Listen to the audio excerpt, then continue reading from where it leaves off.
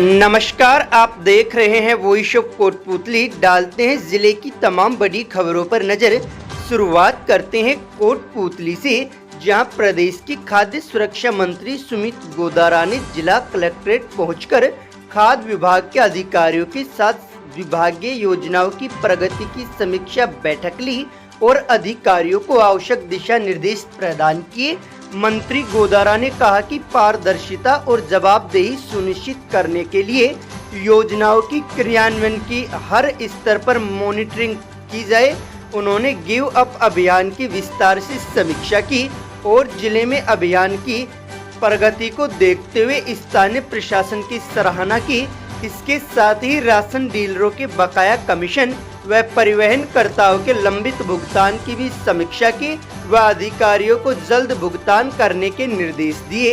इस मौके पर कोटपुतली विधायक हंसराज पटेल, विराटनगर विधायक कुलदीप धनखड़, बहरोड विधायक डॉक्टर जशवंत सिंह यादव, अलवर जिला प्रमुख बलवीर छिल्लर, जिला कलेक्टर प्रियंका गोस्वामी, अतिरिक्त जिला कलेक्टर ओम प्रकाश शारण, कोटपुतली एसडीएम ब्रजेश चौधरी, जिला रसद अधिकारी शशि शेखर शर्मा सहित खाद्य एवं नागरिक आपूर्ति विभाग की जिला एवं उपखंड स्तरीय अधिकारी मौजूद रहे।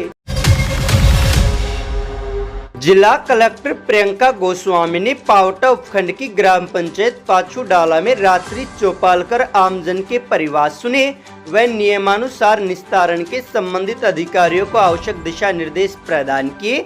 जिला कलेक्टर गोस्वामी ने कहा कि आम जन की परिवेदनाओं के स्थानीय स्तर पर त्वरित समाधान के लिए रात्रि चौपाल व जन सुनवाई के माध्यम से आमजन के बीच जाकर उनके परिवारों का सहनशीलता व गुणवत्ता के साथ समाधान कर अधिकारीगण आमजन को राहत पहुंचाए।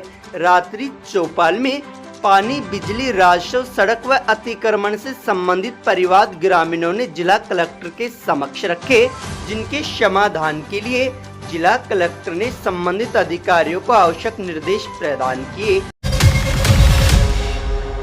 जिला कलेक्टर प्रियंका गोस्वामी ने पावटा उपखंड की ग्राम पंचायत पाछू डाला में आयोजित पंडित दीनदयाल उपाध्याय अंत्योदय संबल पखवाड़ा शिविर का निरीक्षण किया।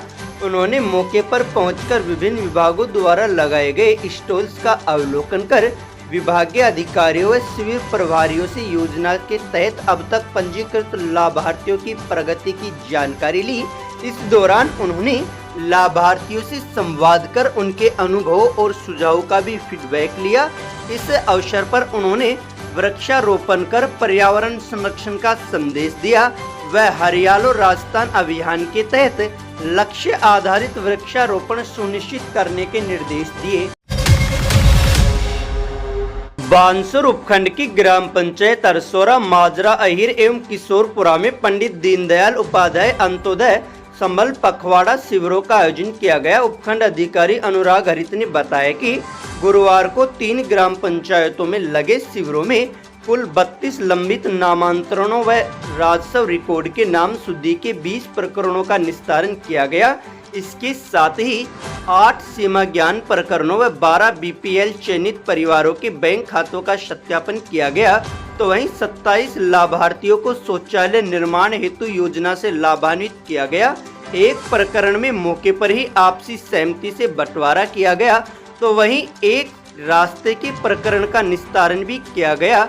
इसके साथ ही खाद्य सुरक्षा योजना के 14 प्रकरणों का भी निस्तारण किया गया। शिविर में बड़ी संख्या में आम जन को केंद्र एवं राज्य सरकार की कल्याणकारी योजनाओं की जानकारी दी और योजनाओं में पंजीकृत करवाया गया। बानसूर के रामपुर कस्बे में 21 कुंडीय श्री राम महायज्ञ व संगीतमय श्रीमद् भागवत कथा का गुरुवार को विशाल कलश यात्रा के साथ शुभारंभ हुआ। गाजे बाजे के साथ कलश यात्रा कस्बे के मुख्य मार्ग से होते हुए गुजरी, जहां ग्रामीणों ने पुष्प वर्षा कर कलश यात्रा का भव्य स्वागत किया। कस्बे के प्रेमदास महाराज मंदिर में रघुदास त्यागी महाराज के सानिध्य में 26 जून से 4 जुलाई तक चलने वाले 9 दिवसीय श्री राम महायज्ञ व संगीतमय श्रीमद् भागवत कथा को लेकर श्रद्धालुओं में काफी उत्साह बना हुआ है। कलश यात्रा में स्थानीय प्रधान सुमन सुभाष यादव समेत हजारों की संख्या में श्रद्धालुओं ने भाग लिया। बानसूर क्षेत्र में एक महिला के अंतिम संस्कार के दौरान चिता में अचानक धमाका होने से 4 बच्चों समेत 6 लोग झुलस गए। प्राप्त जानकारी के अनुसार हाजीपुर की पापड़दा की ढाणी में मृतका रजनी यादव पत्नी कुलदीप यादव का अंतिम संस्कार किया जा रहा था। इसी दौरान अचानक जोरदार धमाका हो गया। धमाके की आवाज दूर तक सुनाई दी और पास खड़े लोग इसकी चपेट में आ गए। घटना में 4 बच्चों समेत कुल 6 लोग झुलस गए, जिनको रोटी बैंक की निशुल्क एम्बुलेंस के माध्यम से उपजिला अस्पताल में उपचार के लिए पहुंचाया गया, जहां उनका प्राथमिक उपचार जारी है। राजगढ़ थाना पुलिस ने एसपी संजीव नैन के निर्देश पर बड़ी कार्रवाई करते हुए कारोबारी का अपहरण कर लूटपाट करने वाले आरोपियों को गिरफ्तार किया है। थाना प्रभारी ने बताया कि कारोबारी का अपहरण कर लूटपाट करने वाले 4 बदमाशों को पुलिस ने दबोचा है। पुलिस ने आरोपियों के कब्जे से घटना में प्रयुक्त एक स्विफ्ट कार, एक देसी कट्टा व एक बंदूक भी जब्त की है। फिलहाल पुलिस आरोपियों से पूछताछ कर रही है। बानसूर की ग्राम देवसन निवासी मोनिका गुजर के माउंट एवरेस्ट पर तिरंगा फहराने के बाद गुरुवार को उनके पैतृक गांव पहुंचने पर ग्रामीणों द्वारा भव्य स्वागत किया गया। इससे पूर्व सुभाष चौक बानसूर से गुजर छात्रावास तक उनका जुलूस निकाला गया और छात्रावास में पूर्व उद्योग मंत्री शकुंतला रावत समेत लोगों ने उनका भव्य स्वागत किया। और बताऊंगी कि हाँ ये ऐसे हुआ था और पूरे गांव तक खुश है। ये मुझे बहुत खुशी हो रही है कि मेरी खुशी में सब खुश है। और जिन्होंने भी मुझे आज तक सपोर्ट किया, सभी को मेरा बहुत बहुत शुक्रिया है कि उनकी वजह से मैं आज इस मुकाम को हासिल कर पाई। और ये मेरी जर्नी बहुत टफ थी, मतलब टफ कहूँ तो कठिन थी कि मुझे लगता था कि मुझसे नहीं हो पाएगा, पर जो मेरे कोच यहाँ पे आए हुए हैं आज और मेरी एनो मैम भी आए हुए हैं, जिन्होंने मुझे बहुत सपोर्ट किया।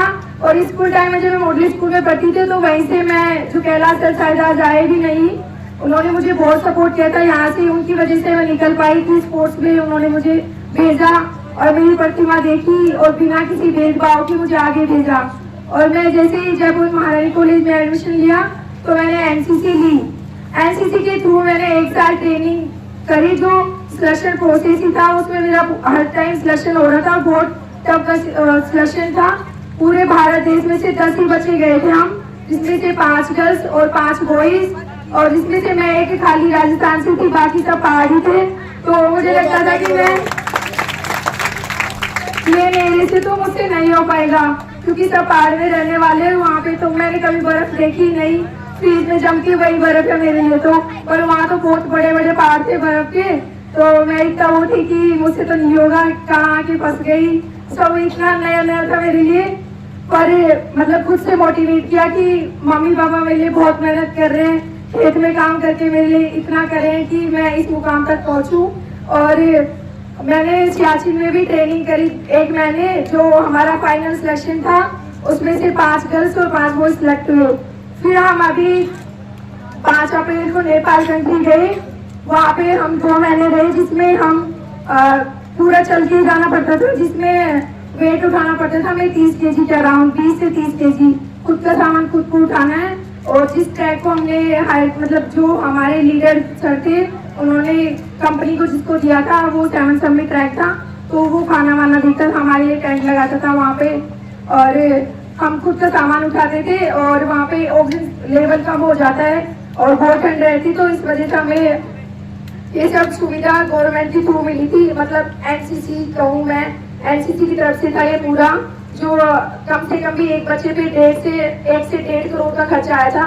तो मेरे पे भी वो आया। मैं तो वो अफोर्ड नहीं कर सकती थी कि 1-1.5 लाख करोड़ मेरे पैसे लगाए घर वाले।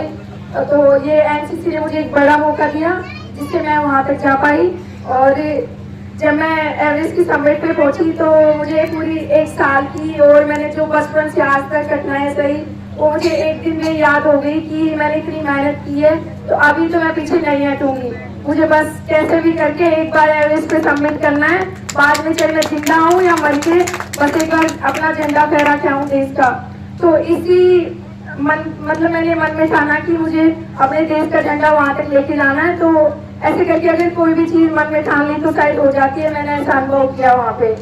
और मैं सबको यही अनुरोध करूंगी कि जो भी मेरी छोटी बहनें गांव में या अड़ोस पड़ोस के जो भी यहाँ पे आए हुए हैं, सभी से मेरा यही अनुरोध है कि लड़का और लड़की में भेदभाव ना करे। जैसे मेरे पापा मुझे जयपुर बढ़ाते हैं और मेरा भाई घर पे ही रहता है, और जो मेरे चाचा की लड़कियां हैं वो भी जयपुर ही पढ़ती है। मेरा भाई एक है, तब भी वो यहाँ घर पे ही रहता है। तो मैं चाहती हूँ कि हमारी तरह ही सबकी सोच अच्छी हो, मेरे मम्मी पापा की तरह, और अपनी बेटियों को बाहर पढ़ने के लिए भेजें। और जो कहते हैं ना कि बेटी बाहर जाएगी तो बिगड़ जाएगी, ऐसा कुछ भी नहीं है। मैं सामने एक जीता जाता हूँ उदाहरण हूँ, और अगर जो गलत करेगा तो घर पे भी करेगा। इसलिए अपनी बेटियों को आगे बढ़ने का एक मौका तो दें मेरे कहने पे प्लीज। और मैं चाहूंगी कि सभी मेरी बहनें ऐसे ही मेरी तरह आगे बढ़ती रहे, और अगर उनको कभी भी मुझसे कुछ पूछना हो इसके बारे में तो घर पे आ सकते हैं। और यहाँ पे आने के लिए सभी का बहुत बहुत एक अपने बानसूर विधानसभा के छोटे से गांव देवसन की लड़की मोनिका, जो कि एवरेस्ट विजेता, माउंट एवरेस्ट जो कि सबसे ऊंचा पर्वत माना जाता है, और पहले अखबारों में और किताबों में पढ़ते थे कि माउंट एवरेस्ट पर कोई तिरंगा झंडा लहरा कर आया। तो मुझे बड़ी खुशी है, मैं बहुत बहुत बधाई देती हूँ उनके पेरेंट्स को और मोनिका को और उनके गुरुओं को। ये दीपिका है, ये उनकी गुरु है, एक उनके साथ कोच है।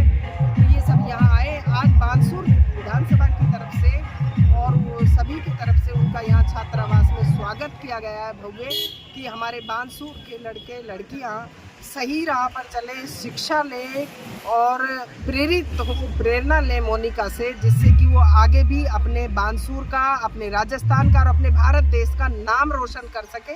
ये बड़े गर्व की बात है हमारे लिए। मैं उनके पूरे परिवार को और उनके गुरुओं को बहुत बहुत धन्यवाद और बधाई देती हूँ, और मोनिका का हार्दिक अभिनंदन और स्वागत करती हूँ मेरी तरफ से। मैडम आपका परिचय? मैं लेफ्टिनेंट डॉक्टर दीपिका महारानी कॉलेज से एसोसिएट एनसीसी ऑफिसर हूँ, और राजस्थान यूनिवर्सिटी में मैं रसायन विज्ञान पढ़ाती हूँ मैं। मोनिका मेरे साथ 2023 में मेरे साथ एनसीसी से जुड़ी थी, और सबसे पहले इसको बेसिक माउंटेनियरिंग कोर्स जो कि पहलगांव में होता है वहाँ पे इसने ट्रेनिंग ली थी 1 महीने की। उसके बाद क्या हुआ कि ये जो माउंट एवरेस्ट का एक्सपीडिशन था, इसके लिए जो रिक्वायरमेंट थी वो थी बीएमसी जो स्टूडेंट्स ने कर रखी है, उनका हम फिज़िकल टेस्ट लेंगे। तो ये उसमें स्क्रूटनी हुई। उसके बाद ये माउंट आबिगामिन है उत्तराखंड में, 7000+ मीटर की हाइट पे है। वो पीक फतह करने के लिए गए थे 36 कैडेट्स ऑल ओवर इंडिया से। उन 36 में से 18 कैडेट्स बाहर हो गए, 18 कैडेट्स रहे।